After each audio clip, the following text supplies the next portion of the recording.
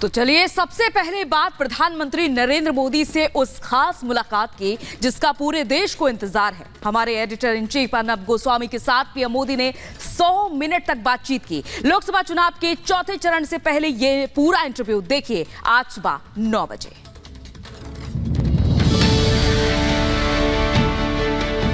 जी नमस्कार। कैसे हैं प्रधानमंत्री जी? देखिए मजदूरी कर रहे हैं। नहीं, आप इतना आजकल घूम रहे हैं और बहुत कैंपेनिंग बहुत इंटेंस है इस बार आपकी। वैसे हर चुनाव में करते हैं, कोई ज़्यादा अलग से कर रहे हैं ऐसा तो नहीं है। पर इस बार रोड शोज बहुत है आपके। ज़्यादातर हमने देखा हुआ कि क्या है जी कि शाम को हमारा एक प्रॉब्लम ये है जी ये हेलीकॉप्टर का प्रॉब्लम ये है कि सूर्यास्त के पहले आपको लास्ट डेस्टिनेशन लैंड छोड़ना करना पड़ता पड़ता है। है जी। उसके बाद एक्चुअली कैंपेन के लिए 3-4 घंटे का सही समय होता है। अब वो मेरे जैसे को काम नहीं आता है क्योंकि मेरे लिए तो फिर उसमें से मैंने एक रास्ता खोजा जी कि जहाँ मेरा डेस्टिनेशन ख़त्म हो जाता है तो मैं एक स्थान पे रोड शो कर लूँगा तो एक एक्स्ट्रा कार्यक्रम मेरा। प्रधानमंत्री जी, मैंने जो ऑब्जर्व किया आपको, आप बहुत मास कांटेक्ट 1-to-1 कांटेक्ट करते हैं जब आप जाते हैं। मैंने देखा अहमदाबाद में एक बुजुर्ग महिला ने आके राखी भी लगाई है आपको। जी। तो उस तरह का कांटेक्ट जो है वो रैली से ज़्यादा इन रोड शोज में भी होता होगा। वैसे रैली में भी अनुभव आता है, रोड शो में सिक्योरिटी के मर्यादाएं रहती हैं जी। तो मैं ज़्यादा उनको एड्रेस नहीं कर पाता हूँ, लेकिन मैं देख लेता हूँ कि हाँ यार कोई खड़ा है, कोई चाहता है। जैसे कुछ बच्चे आजकल पेंटिंग बना के लाते हैं, ले आते हैं। हाँ, लेकिन उनके समाधान के लिए मेरा मन करता है कि मैं उनको ले लूँ। अगर एड्रेस है तो मैं चिट्ठी लिखता हूँ बच्चों को। जी हाँ। तो मोदी जी, ये कैंपेन मैं तो आपको बहुत सालों से फॉलो कर रहा हूँ, ये कैंपेन में कुछ अलग आपको लग रहा है पिछले 2014 या 9 और माहौल की बात जो होते हैं, इंटरव्यू से पहले पूछना चाहूँगा ओवरऑल माहौल कैसा लग रहा है आपको इस बार? देखिए 2014 के चुनाव में जब मैं गया जी तो देश मुझे जानता नहीं था।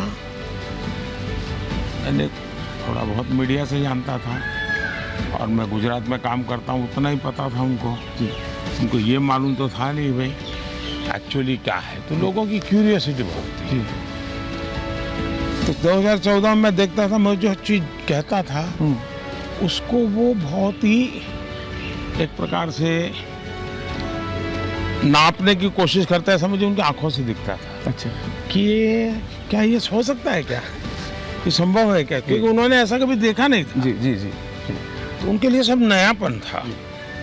2019 में गया जी तो मैंने देखा कि एक बड़ा विश्वास का नजर जाता था। उनको लग रहा है यार आदमी 14 में जो कहता था 5 साल उसने डिलीवर की है। बर्बाद नहीं किए। जी उसने लगातार जो कहता था उसको करने का प्रयास किया। जी लोग मुझे इस बात पे जज नहीं करते थे कि हुआ या नहीं हुआ, पूरा हुआ या आधा हुआ, लेकिन ये जज करते थे कि दिशा सही है कि नहीं, प्रयास ईमानदारी से हो रहा है कि नहीं, और मेहनत करने में कोई कमी है क्या। जी और इन सारी कसौटियों पे देश ने कम से कम मुझे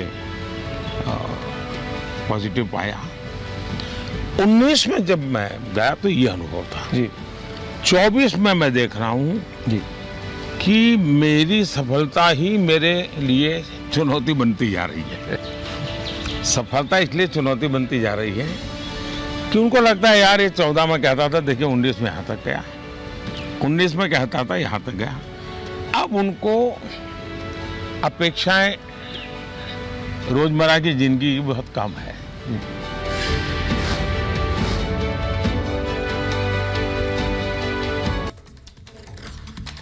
और बात प्रधानमंत्री नरेंद्र मोदी के तूफानी प्रचार की करते हैं। जी हां, चौथे चरण को लेकर आज एक बार फिर प्रधानमंत्री नरेंद्र मोदी प्रचार करते नजर आएंगे। आज देखिए महाराष्ट्र, तेलंगाना, ओडिशा के दौरे पर रहेंगे। प्रधानमंत्री नरेंद्र मोदी कई रैलियों को संबोधित करेंगे, तो मेगा रोड शो भी होना है। देखिए, नंदू दरबार महबूब नगर में मेगा रैली है, तो शाम 8:30 बजे ओडिशा के भुवनेश्वर में रोड शो होना है। तो पीएम मोदी एक बार फिर तूफानी प्रचार करते नजर आएंगे। मेगा रोड शो भी होना है। ओडिशा में आज शाम रोड शो होगा, तो वहीं देखिए इसके अलावा महाराष्ट्र और तेलंगाना में तूफानी प्रचार करेंगे। अब चौथे चरण को लेकर अपने उम्मीदवारों को लेकर वोट अपील लोगों से करने वाले हैं। तो तूफानी प्रचार प्रधानमंत्री नरेंद्र मोदी का आज भी देखने को मिलेगा। तो देखिए, चौथे चरण के लिए सियासी दलों का ताबड़तोड़ प्रचार लगातार जारी है और आज पीएम नरेंद्र मोदी महाराष्ट्र, तेलंगाना और ओडिशा में चुनाव प्रचार करेंगे। चौथे चरण से पहले अब सियासी वार पलटवार अपने चरम पर है और जनता को तय करना है कि देश हित में 4 जून को किसकी सरकार होगी। देखिए खास रिपोर्ट।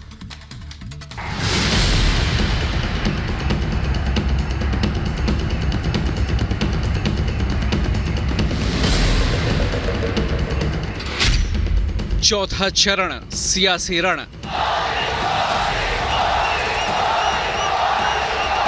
क्या इस चमड़ी के रंग का खेल शहजादे को किसने इजाजत दी है? मेरे देशवासियों का अपमान कर रहे हैं। वार पलटवार मेगा प्रचार। क्या सौदा हुआ है? रातों रात अंबानी, अडानी इनको गाली देना बंद कर दिया। मुद्दों की धार, रणनीतिक वार। कांग्रेस और इंडी अलायंस का तीसरा फ्यूज उड़ गया है। अब की बार मिशन 400 पार। मोदी को 400 सीटें चाहिए।